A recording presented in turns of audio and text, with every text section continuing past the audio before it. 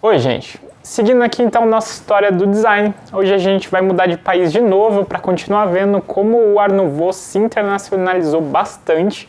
Ainda na Europa, hoje a gente vai ali para a Espanha para estudar um dos maiores arquitetos espanhóis e que eu aposto que você não sabia que ele tem um trabalho de design. Então o episódio de hoje é sobre Antoni Gaudí. O Gaudí nasce então em junho de 1852 na Catalunha. Não tem documentação certa de qual local exato ele nasceu, existem até algumas disputas ali teóricas sobre isso, mas ele é um catalão. Ele é o quinto filho ali da família, né? Vão ser 5 irmãos, mas só 3 vão chegar à vida adulta. Isso é uma coisa que aparece bastante porque desde pequeno o Gaudí ele vai ter alguns problemas de saúde que talvez até ajudaram a formar a personalidade dele. Uma das coisas que ele tem, por exemplo, é reumatismo. E ele vai ter uma personalidade lá na frente que é uma personalidade um pouco mais fechada, uma coisa mais introspectiva. Então pode ser que essas doenças contribuíram ele a não conseguir se socializar e desenvolver uma personalidade mais extrovertida. Em 1875 ele entra ali para o exército, né? Tem o serviço obrigatório, mas ele vai conseguir não participar de alguns conflitos por causa da saúde que ele tem, ele vai acabar sendo designado mais para trabalhos de escritório ali. E nesse mesmo período, ele vai cursar arquitetura na Barcelona Higher School of Architecture e para se manter, ele vai já trabalhar em alguns escritórios fazendo projeto técnico. Então ele vai desenvolver os projetos executivos, os projetos que vão definir dimensões, materiais das obras desses estúdios que ele trabalhou. E talvez um pouco pela personalidade introspectiva dele, ele vai ser meio obcecado com o trabalho e com sempre se manter ativo. Então durante a faculdade, além dele estar servindo lá no exército, ele vai fazer aulas de economia, história, francês, estética, filosofia. E isso vai fazer com que ele não vá muito bem na graduação, mas ainda assim ele vai conseguir se graduar. E como ele está envolvido nesse monte de projeto de escritórios que ele fazia o detalhamento técnico, ele também vai conseguir algumas oportunidades de criar algumas peças arquitetônicas. Então ele vai desenvolver algumas entradas de cemitério e algumas fontes de praça.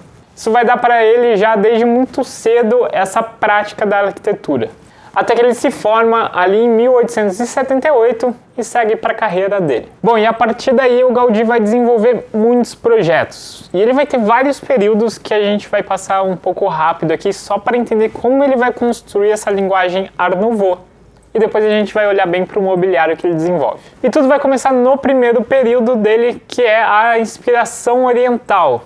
E isso é muito congruente ali com o Art Nouveau. Se vocês se recordam lá no episódio do Art Nouveau, que eu estou deixando aqui no card, eu falei que o Samuel abriu a galeria do Art Nouveau lá em Paris e trouxe bastante arte do Japão para lá. E essa arte foi influenciando os artistas. Aqui acontece uma coisa parecida. O Gaudí vai se inspirar bastante na arquitetura do Japão, da Índia e dos países ali persa, com um pouco da arquitetura islâmica.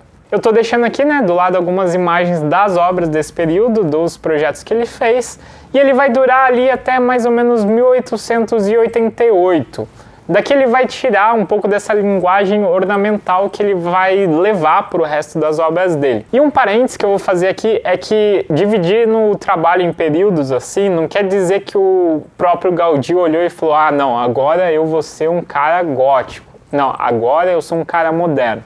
Na verdade, o trabalho dele vai fazendo uma progressão ali, quase um degradê de mudança de linguagem. E aí a gente coloca umas datas só para simplificar aqui na hora de ver. Mas então o próximo período é o período neogótico, que também tem muito a ver com o que estava acontecendo lá no Arts and Crafts, de tentar revisitar o período medieval. E nesse período neogótico do Gaudí, ele vai olhar bem para a arquitetura da própria Catalunha. É dali que ele vai tirar os elementos para trazer aqui para esse gótico e recriar esse gótico a partir dali. Bem, e depois de praticar bastante com essas formas neogóticas que ele está buscando ali da tradição catalã, ele vai adicionar uma outra paixão dele aqui no trabalho, que são as formas da natureza, as formas principalmente botânicas. E aí ele vai passar para o período final ali, que é o período naturalista. E nesse período naturalista ele vai explorar bastante as formas orgânicas e ele vai misturar tudo que ele já tinha experimentado até então.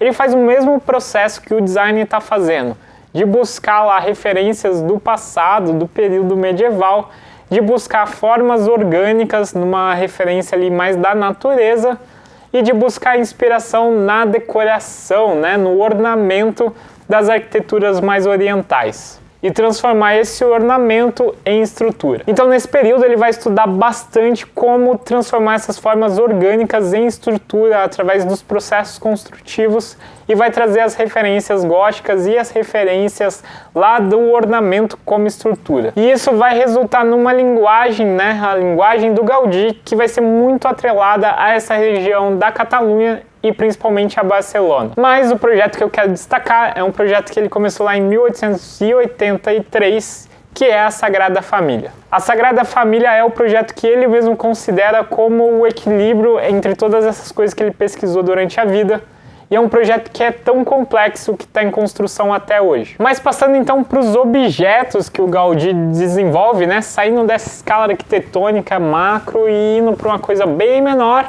a coisa que está mais em contato com o nosso corpo. O Gaudí ele vai desenvolver as janelas, os guarda-corpos, as portas ali em aço, metal fundido das obras dele, mas ele também vai ter uma linha de mobiliário muito rica. E aqui na linha de mobiliário dele a gente vai ver como ele consegue transpor essa linguagem arquitetônica que ele criou para um objeto bem menor, trocando bastante a escala. E ele vai se diferenciar bastante dos outros designers e arquitetos, artistas que estão projetando objetos de Art Nouveau dessa época. E essa linguagem dele vai se diferenciar bastante das outras de Art Nouveau que estão surgindo ali, porque ele vai trabalhar objetos mais visualmente pesados. E eles são pesados porque eles são mais improváveis, coisas que a gente está menos acostumado a ver. Por exemplo, ele vai trabalhar cadeiras com encostos com forma bem mais orgânicas, bem mais inesperadas. E nesse mobiliário ele trabalha principalmente a madeira, e ele dá um aspecto para essa madeira que é um aspecto quase que de conforto, assim, quase como se fosse um objeto maleável, porque ele trabalha espessuras grossas e ele trabalha o arredondamento de todas as arestas. Então não tem aqui nenhuma aresta, né, que parece que vá machucar, e elas são todas bem orgânicas. Então ele não precisa trabalhar aquela coisa de estofar esses objetos, porque eles já são visualmente bem confortáveis, e eles são de fato bem confortáveis ali, né, porque eles têm esses acentos mais anatômicos, mais orgânicos. Outra característica que marcante desses projetos dele é que eles parecem realmente que eles brotaram como se fossem plantas crescendo e se tornaram objetos. E dá pra gente notar que apesar de bem pesados visualmente, todas as formas aqui elas têm uma função. Apesar delas serem ornamentais e desses ornamentos deles serem bem aquela ideia do whiplash aplicada aqui num peso visual, de ter bastante movimento, ele só coloca aqui formas que são necessárias para o objeto se sustentar. Então ele trabalha essa racionalidade construtiva já para o objeto se estruturar com as formas que ele está querendo propor como linguagem. Bem, no fim da vida ele se dedica muito à Sagrada Família, né, a execução desse projeto.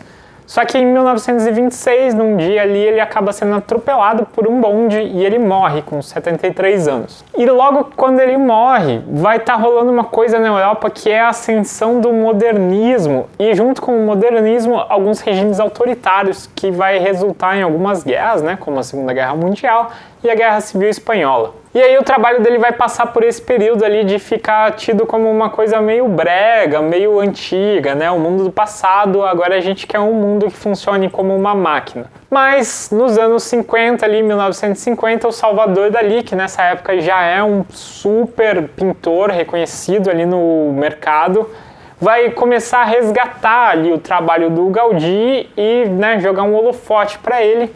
E aí a gente vai perder aquela ideia do mundo moderno, muito no entusiasmo da coisa, e vai começar a olhar o mundo de outra forma, e o trabalho dele vai ser resgatado e vai ser revalorizado. E esse foi o vídeo sobre o Antoni Gaudí. Se vocês gostaram do vídeo e quiserem ver mais desse conteúdo, se inscreve aqui no canal, e também quero deixar o convite para vocês comentarem o que vocês acharam do trabalho dele. Para quem não sabe, eu sou designer de produto e lá no meu Instagram eu mostro um pouco do dia a dia e coisas que eu tô criando e algumas outras referências de história da arte e história do design. Então se você quiser, me segue lá e a gente se vê em breve por aqui.